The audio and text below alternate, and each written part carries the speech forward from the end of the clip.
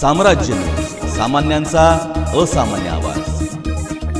शिवसेना प्रमुख बाळासाहेब ठाकरे यांच्या 13व्या स्मृतिदिनानिमित्त सोलापूर शहर युवा सेनेच्या वतीने श्री सिद्धेश्वर मंदिर परिसरातील 100हून अधिक वंचितांना ब्लँकेटचे वाटप करण्यात आले। बाळासाहेब ठाकरे यांनी दिलेल्या 80% समाजकारणाच्या शिकवणीप्रमाणे समाजसेवेचा अखंड ज्ञानयज्ञ सुरू ठेवणे हीच त्यांना खरी आदरांजली असे शहर प्रमुख विठ्ठल वानकर यांनी सांगितले। थंडीच्या दिवसात उघड्यावर झोपणाऱ्या वंचितांना मदतीचा हात देण्यासाठी हा उपक्रम राबवण्यात आला।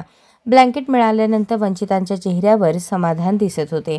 कार्यक्रमात युवा सेनेचे जिल्हा समन्वयक सुमित साळुंखे, शहर समन्वयक गुरुनाथ शिंदे तसेच विविध पदाधिकारी कार्यकर्ते उपस्थित होते।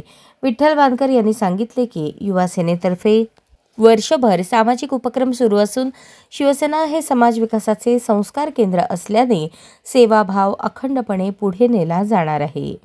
वंदनीय शिवसेना प्रमुख स्वर्गीय बाळासाहेब ठाकरे यांचा आज 13वा स्मृतिदिन आहे। या स्मृतिदिनानिमित्त शहर युवा सेनेच्या वतीने आज आपल्या सोलापूर शहरातील सिद्धेश्वर मंदिरालगत असलेल्या अनेक निराधारांना आणि गरजूंना ब्लँकेट वाटपचा कार्यक्रम या ठिकाणी घेण्यात आलेला आहे। निश्चितच सांगायला आम्हाला आनंद वाटतो।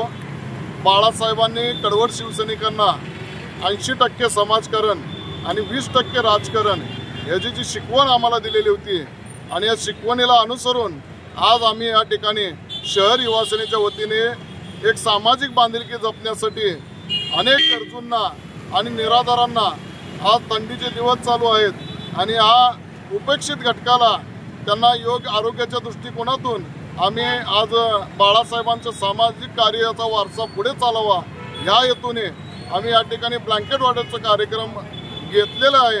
यापुढे देखील काळात शिवसेना ह्या वंचित घटकासाठी, निराधारासाठी आणि जनसामान्य लोकांच्या न्याय हक्कासाठी त्यांच्या अडीअडचणीला नेहमी धावून येईल याची ग्वाही निमित्ताने आम्ही देतो आणि या ठिकाणी थांबतो।